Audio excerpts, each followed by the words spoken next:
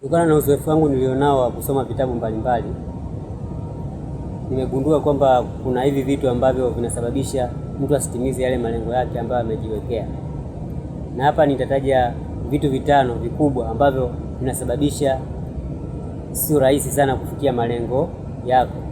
Yale malengo yote ambayo unajiwekea au malengo yote ambayo tunajiwekea tunashindwa kuyafanikisha kwa sababu ya vitu vifuatavyo. Vitu viko vingi, lakini nimejaribu kuchambua vile vitu vikubwa vitano ambavyo vinasababisha kuto kufanikisha jambo husika au malengo ambayo mtu umejiwekea.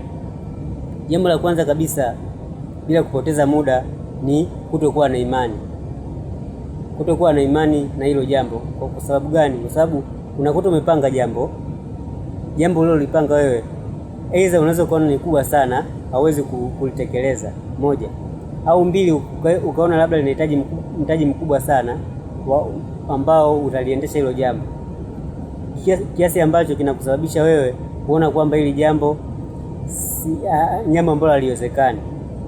Kwa hiyo kitu cha kwanza ni kwamba wewe unakosa imani kwamba hili jambo linawezekana.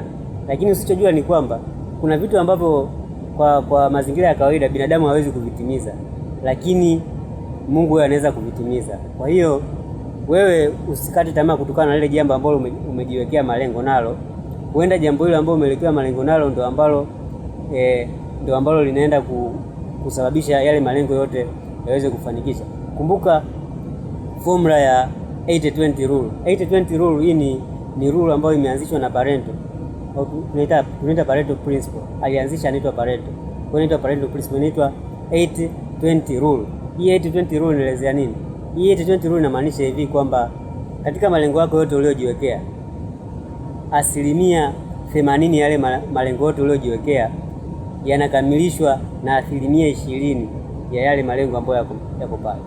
Ngoja ni breakdown kidogo. Inamaanisha kwamba asilimia zinakuwa tuweke 100% ya jambo. Sasa ile 100% wewe umejiwekea malengo mbalimbali.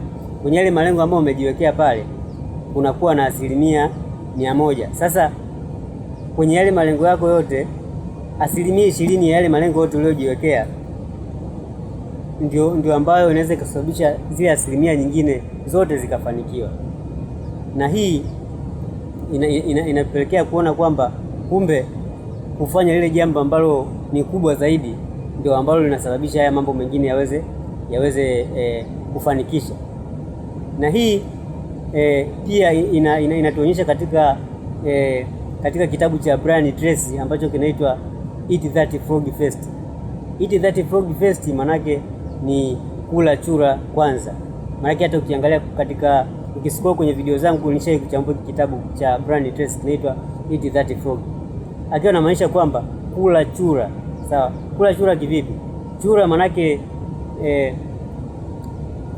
manake ni huyu mdudu ambaye anakuwa kwenye maji, anakaa kwenye maji yaliyotuama, mabwawa hasa mvua zikinyesha. Kwa hiyo Leslie alichukulia mfano kwamba upo kwenye uchunguzi. Sawa, upo kwenye uchunguzi wa kisayansi, sawa? Sababu kuna tofauti kati ya uchunguzi na utafiti. Sawa? Research and experiment ni vitu viwili tofauti. Kwa hiyo upo kwenye uchunguzi wa kisayansi, upo na nini? Upo na lese umepewa, kuna chura pale, alafu kuna lese kuna wewe angalia kitu ambacho watu wanakipenda sana, watu wanakipenda sana nini? Ni pilau. Hapa kuna pilau, hapa kuna chura. Na vote unatakiwa vile. Sawa? Kwa hiyo Brian Tracy akasuggest kwamba it's better to start with the frog and finish with the rice. Kwamba ni vizuri ukaanza na ule chura, alafu baadaye umalize na nani? Umalize na ile pilau. Mimi nimetumia mfano wa pilau hapa. Na maanisha kwamba yule chura ni ugly. Ugly ni kitu ambacho kwanza ni kibaya, alafu hakina radha, yani kitu kibaya hivi. Unaanza nacho kwanza. Lakini kwenye upande wa malengo tunamaanisha kwamba ile lengo ambalo ni kubwa sana na unaliogopa, hilo ndio lengo ambalo linaenda kufanikisha. Kwa sababu gani?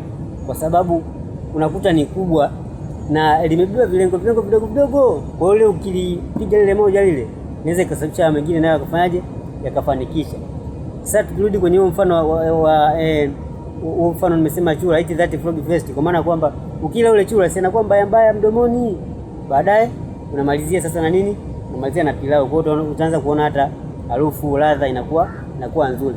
Lakini guess what, umeanza kula chakula afu ndo unakuja kula chura ile, kwa hiyo itakuwa haileti sense nzuri. Video nimesema kwamba inaelezea sababu kubwa 5 ambazo zinasababisha kuto kutimiza malengo. Nikasema sababu ya kwanza ni kutokuwa na imani. Huna imani na kile kitu ambacho unafanyaje, ambacho umejiwekea malengo nacho. Na hii inakuja hata katika masuala ya spiritual life, kwa maana kwamba wewe kama unaamini kama Mungu yupo, ina maana ile ni imani kwa sababu hujamuona. Unaamini malaika wapo, ni imani kwa sababu hujamuona hata huyo malaika. Sawa?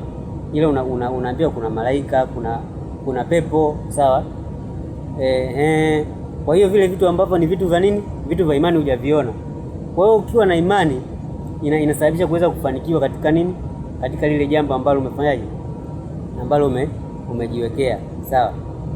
Kwa hiyo ndio sababu ya kwanza kabisa ambayo inasababisha mtu kuto kufanikiwa katika yale malengo ambayo amefanyaje? Amejiwekea. Sababu ya pili ambayo inasababisha kuto kutimiza yale malengo ni kuto kuandika malengo. Sawa? Writing your goals. Kuto kuandika malengo ambayo hayajaandikwa, kama hujaandika ina maana sio malengo. Sasa hizo ni nini? Hizo ni ndoto, kwa sababu ndoto sio rahisi kuziandika. Imagine umeota usiku unakimbizwa na majambazi, labda watu wanakukimbiza, umekuja kuamka asubuhi, kabla ya kuamka unaendelea leo ndoto, labda umekimbizwa na majambazi, unaenda baadaye ukakutana na bodaboda kaje hivi. Kesho asubuhi ukimwambia kata kumhadisia mtu, hauwezi kumhadisia vitu vyote. Kuna vitu vingine utakuwa unarukaruka, unaenda kwenye vile vitu vya msingi zaidi. Kwa sababu gani? Kwa sababu vingine umevisahau. Kwa nini? Kwa sababu ile ni ndoto, sio malengo. Kwa hiyo malengo ni yale ambayo yameandikwa. Sawa?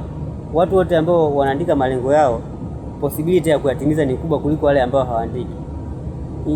Isipokuwa kuna assumption, kuna sababu nyingine, tunasema other factor remain constant. Mtu anaweza asiandike kweli akafanikisha lengo lake, lakini kutokana na utafiti mbalimbali uliofanyika unaonyesha kwamba wale ambao wameandika malengo ndio ambao mara nyingi wanafanikiwa kuliko yule ambaye hajaandika.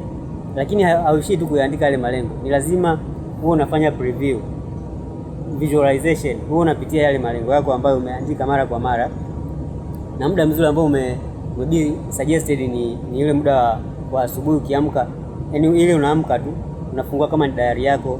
Sasa hivi kwa kutumia hata simu yako unaweza ukachukua diary yako ukaiweka kwenye simu yako, au ukatumia diary ya kawaida ya kuandika, ukawa ile ukiamka tu asubuhi unapitia yale malengo yako unaona. Na ule muda mwingine ni muda ule wa kulala usiku, unachukua yale malengo yako unayapitia. Je, haya malengo niliyoandika hapa, je, nayafanyia kazi kweli, au lengo gani ambalo sijalipitia au sijalitekeleza?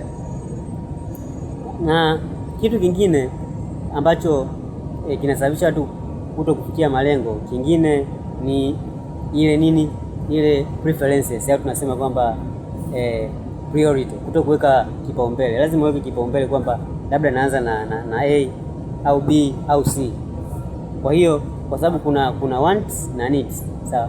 Wale somo uchumi wanaelewa kuna wants na needs. Want ni vile vitu ambavyo unaweza ukavihitaji lakini sio lazima. Needs ni kile ambacho unakihitaji zaidi. Kwa hiyo lazima uweke priority kwamba ni let's say A, unaweza ukatumia A, B, C, D. Sawa, hiyo A yenyewe inaweza ikawa na A1, A2, A3, inategemea na nini? Inategemea na ule mtiririko ambao umejiwekea wewe. Kwa hiyo